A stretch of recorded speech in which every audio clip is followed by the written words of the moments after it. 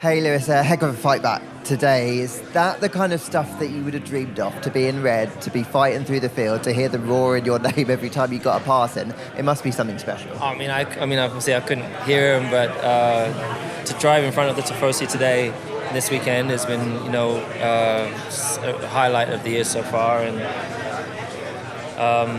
there's a lot of pressure on us as a team with not struggling through the year so far with the car and particularly with our qualifying. So to have such a strong race and to be moving forwards, making ground, it was such a great feeling. And I would say for me, I don't remember the last time I had a race like that where you're moving forwards. I'm sure there was one maybe last year, but this one's different, obviously, because I'm in the red car, and I haven't done that yet. So to finally have that connection, that synergy with the car today and progressing was a really great feeling.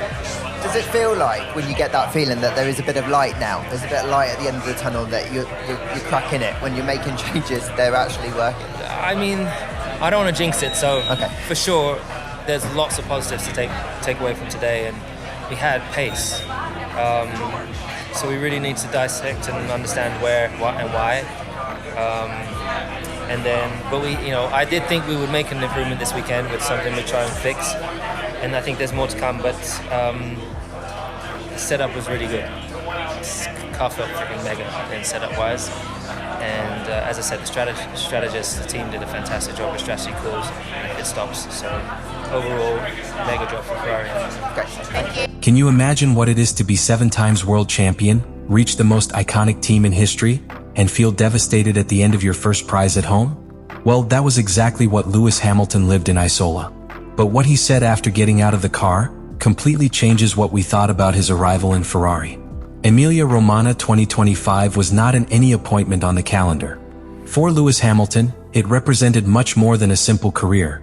It was the first confrontation with Ferrari's competitive reality in Italian territory, a land that breathes passion for Formula One, and that considers the Scuderia as something sacred. The expectation was monumental. Since his announcement as a new pilot of the rampant Cavallino, the media narrative had painted this union as a history of redemption, a combination between the hunger of glory of a 7-time world champion and Ferrari's desire to return to the top after more than a decade without titles.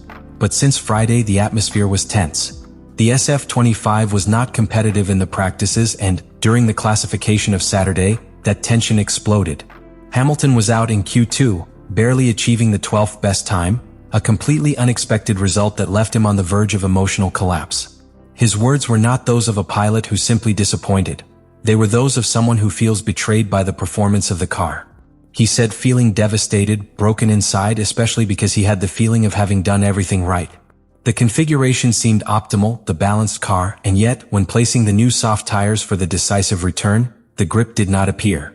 This frustration was doubly painful because it was not the first time it happened.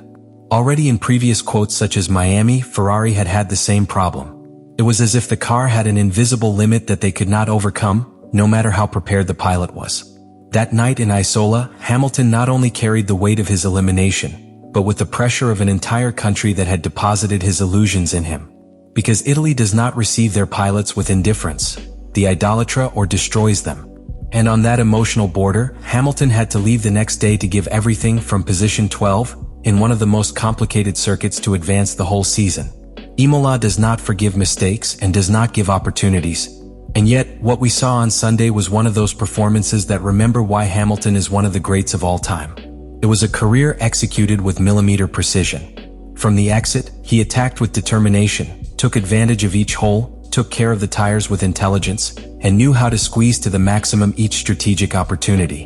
While Leclerc, his teammate, fought consistency without highlighting, Hamilton amounted to positions with a solid and constant rhythm. It was not a spectacular piloting for its maneuvers, but for its surgical execution. The British did not despair, he did not make mistakes, and demonstrated a master's degree in career reading that few possess. He finished 4th. He did not go to the podium, there was no champagne or fireworks. But that 4th place meant much more than a position. It was a silent statement. Hamilton, despite Saturday's disaster, had managed to be the best Ferrari, overcome his partner on the track, and make it clear that, although the car does not respond as he should, he is ready to fight. And this is just the beginning of a season that promises even greater challenges. The emotional context of this weekend left scars, but also sowed a seed of hope for Ferrari. Because if this is the starting point, everything that comes later can be the real rebirth of the Cavallino, or the beginning of an internal war with one of the most demanding pilots in history. What will be the outcome? That is something that is yet to be written. When on Saturday night, after a disastrous classification in Imola, Lewis Hamilton approached the media, his words were an accurate shot to the Ferrari project flotation line. He did not need to raise his voice or accuse anyone directly. It was enough with a dry tone, an empty look and phrases loaded with resignation. "I feel completely devastated and destroyed," he said without rodeos, and those words toured Maranello's halls like an echo that nobody wanted to hear. Because if Hamilton, someone with 7 world titles and experience in all kinds of contexts, felt like that in his first graduation at home as a Ferrari pilot, something very deep was not working. The detail that caught the attention was his insistence that the car felt good, that the configuration was correct, that the brakes worked as they should. It was not a technical complaint, but a structural frustration. "We simply cannot go faster," he explained, pointing directly to a problem that has accompanied Ferrari at this stage of the hybrid era. The inability to unlock the true potential of the car when they need it most. And the origin of that disability does not seem to be in the pilot or in the track engineers or in the strategy. It is in the car itself. More specifically, in the relationship between SF-25 and the behavior of new tires under classification conditions. This pattern is not new. The same thing happened in Miami. In situations where other equipment manages to activate the soft compound immediately and extract their performance in 1 or 2 laps, Ferrari simply fails that the tire enters temperature, wasting vital time at the key time. And if something has been clear in this generation of Formula One is that the yield window of the gums is very close. Who does not enter it is out of play. And Hamilton lived in his own flesh. But behind these words there is also a more subtle reading. Hamilton is not simply frustrated by the results. It is sending an internal message. A message that says, "I have come to win, not to fight with a car that sabotaged my efforts." Which, coming from someone who left Mercedes, a structure that, despite having lost competitiveness, remains solid, sounds like an early warning. And the silence after the race says it all. There were no incendiary public statements after Sunday. There were no exaggerated praise for his 4th place or phrases of comfort towards the team. What there was a silence loaded with analysis, as if Hamilton was processing what it really means to be in Ferrari. This is an organization with decades of history, with constant pressure from the Italian media, with tifosi that do not forgive. There is no time for long transitions. And that 4th place, although valuable, is not enough for ambitions or the pilot or the team. The most worrying thing for Ferrari is that Hamilton is already suggesting that the problem is not something that can be fixed with small adjustments. It is not enough to change the configuration or modify the brake balance. It is a concept of technical philosophy, of how the SF-25 interacts with the competitive environment of the current Formula One. And that implies that the solution may require more than an evolution. It may require an internal revolution. At this point, a dangerous narrative for Ferrari begins to form. Because if Hamilton, with all his experience and capacity, cannot compensate for the deficits of the car, and also begins to lose faith in the project, the story can become against him very fast. They must show Hamilton and the world which are willing to evolve, adapt, to be flexible and aggressive in their development. Because if they do not, they run the risk of losing something even more important than careers. The confidence of one of the greatest talents in the history of sport. Lewis Hamilton has shown that he is committed to the challenge he represents driving for Ferrari. His performance in Imola, tracing from the 12th to the 4th position, was proof of this.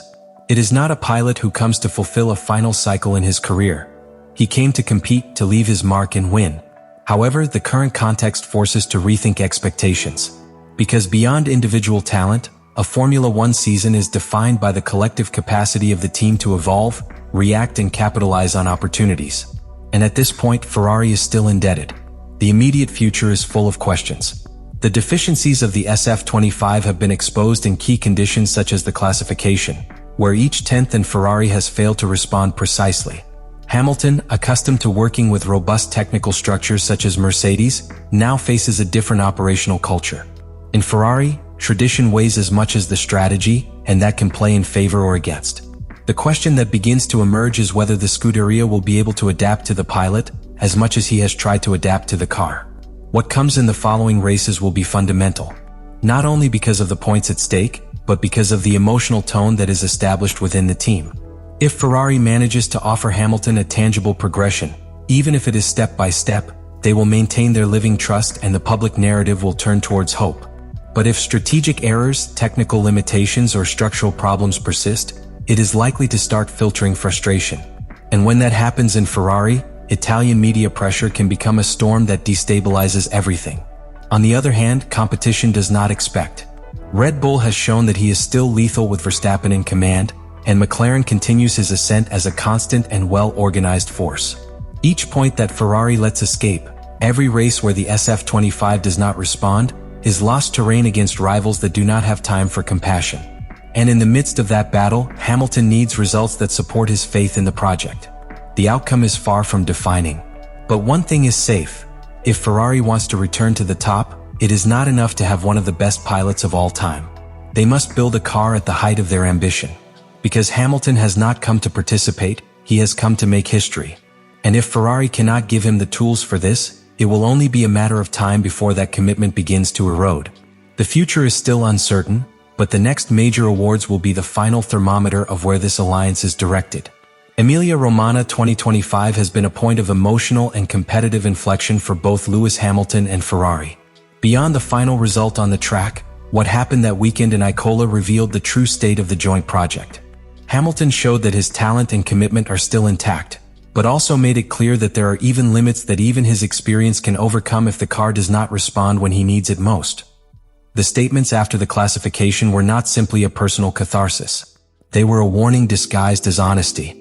They reflect the frustration of a pilot who knows what is needed to win and is willing to do what is necessary to achieve it, but that is also beginning to discover the internal barriers of his new team. In Ferrari, every word of Hamilton weighs, and each subsequent silence is interpreted as a signal.